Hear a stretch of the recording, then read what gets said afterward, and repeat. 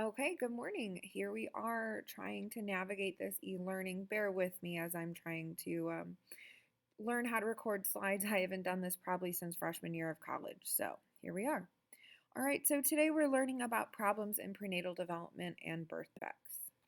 Some terms that you need to know ahead of time. Going into these slides, you need to know what a miscarriage is. This is probably a familiar term to you. It's used a lot in the media. You've probably heard of women having miscarriages. But a miscarriage is defined as when the developing baby dies prior to the 20th week of pregnancy.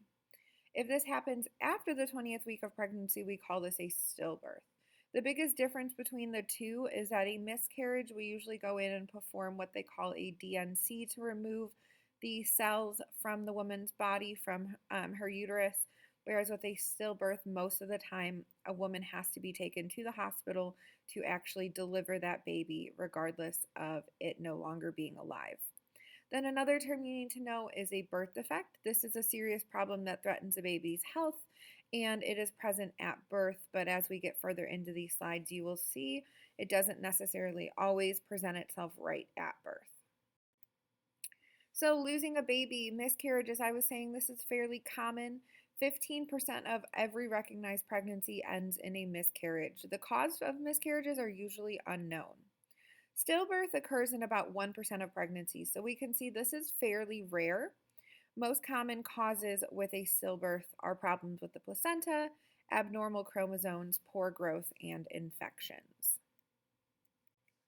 Dealing with grief, the loss of a child is very unexpected and painful, regardless of whether or not you had met the child yet, whether it's a miscarriage, whether it's a stillbirth, or if the baby dies during labor.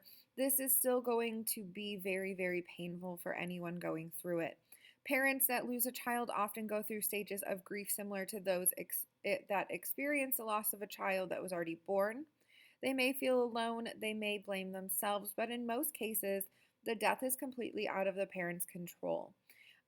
In most cases, also, if a parent has a miscarriage or if they have a stillborn child, they are still able to have healthy children later on with no concerns about whether or not they're going to have another miscarriage or stillbirth. Looking at birth defects, approximately 120,000 babies are born each year in the United States with a birth defect. Scientists and medical professionals are working hard to understand the causes of them. We don't completely know or understand what exactly causes every single birth defect, but some of them we understand more extensively than others. Not all birth defects are obvious at birth. Some cause an abnormality in the structure of the body, so the physical part of the body may look differently, but also some may cause systems of the body to not function properly, and those are going to be the type that you're definitely not going to notice right at birth. Because if there's not a physical disability and baby's not having trouble breathing or having a hard time with basic functioning right at birth, then you may not notice it immediately. Scientists don't understand causes for most birth defects, but we have found four main causes. The first one being environmental causes.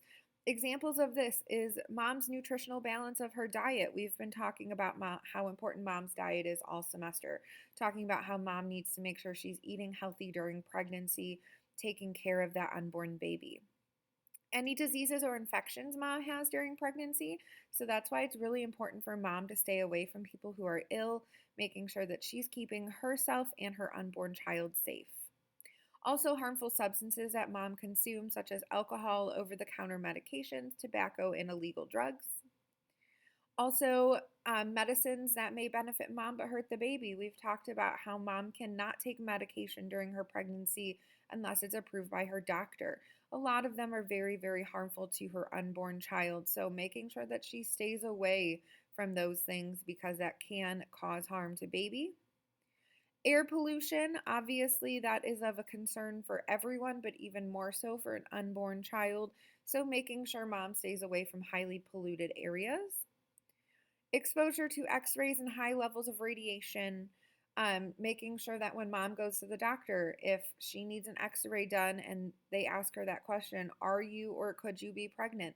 That she needs to answer honestly because baby being exposed to x rays or high levels of radiation can be very harmful. Also, mom being exposed to chemicals such as solvents or pesticides, especially in her early times of pregnancy. So she needs to make sure she's staying away from all of those things. Another one is heredity causes. So this is related back to your genetics. Everyone has approximately 20 to 25,000 genes that determine their traits. These genes are going to direct the growth and development of all of the body systems. We have two types of hereditary causes of birth defects. The first one is recessive inheritance. This is when a child receives two copies of a faulty recessive gene that causes some type of birth defect. For example, Tay-Sachs disease and cystic fibrosis. Or dominant inheritance, which is when a child receives one defective dominant gene. And an interesting example of this one is Huntington's disease, which, interestingly enough, you can live your entire life without knowing you have Huntington's disease until you're about middle age. So usually your 30s to 40s is when that starts to pop up.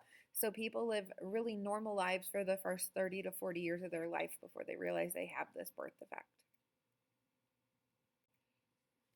Errors in chromosomes is another common cause of a birth defect.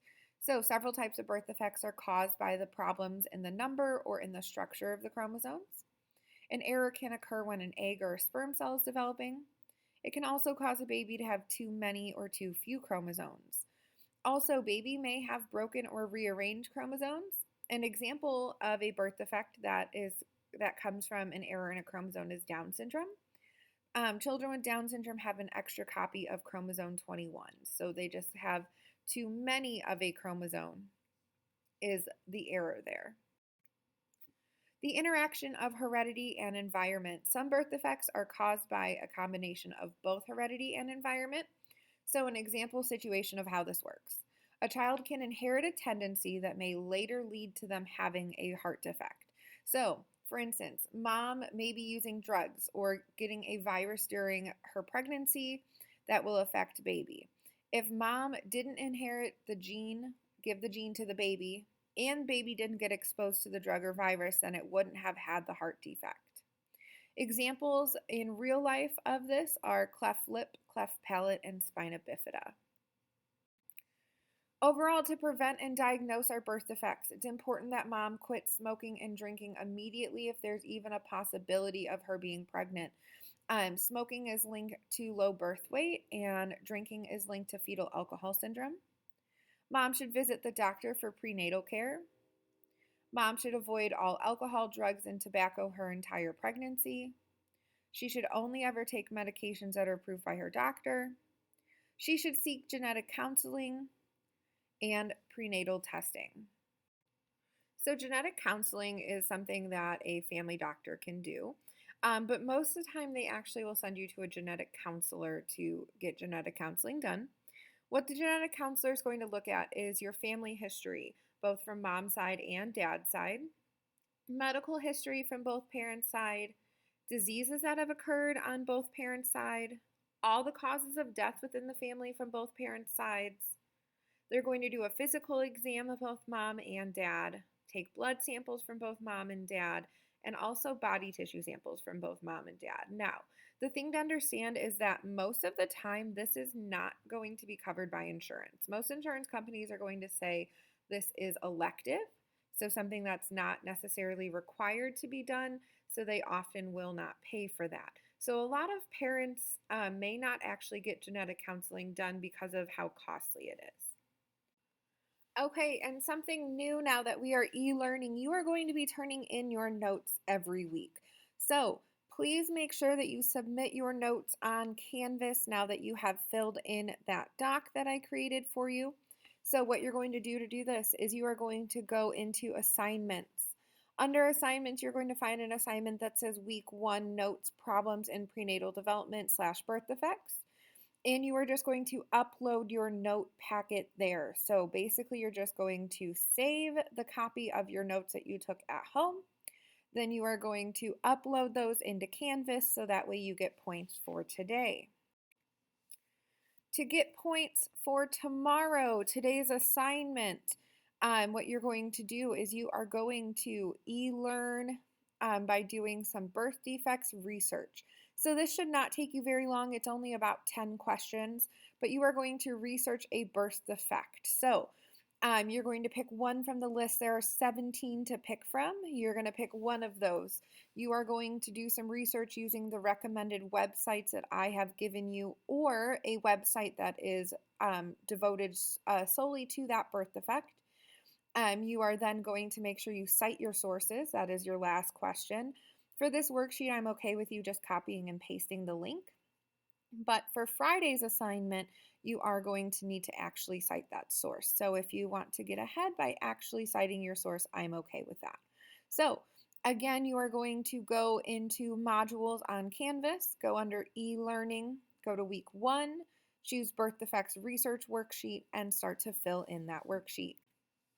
Then for Friday, what you're going to do is you will find under the same module under e-learning week 1, you'll find a birth defect project. You're going to use all of today's research to put into a presentation that you will then be turning in. You do not have to present it since we will not be in class, but you do have to make sure that you put it into a PowerPoint format, making sure you have pictures. There needs to be 10 slides, and I will expand more on that on Friday's assignment when I upload Friday's video.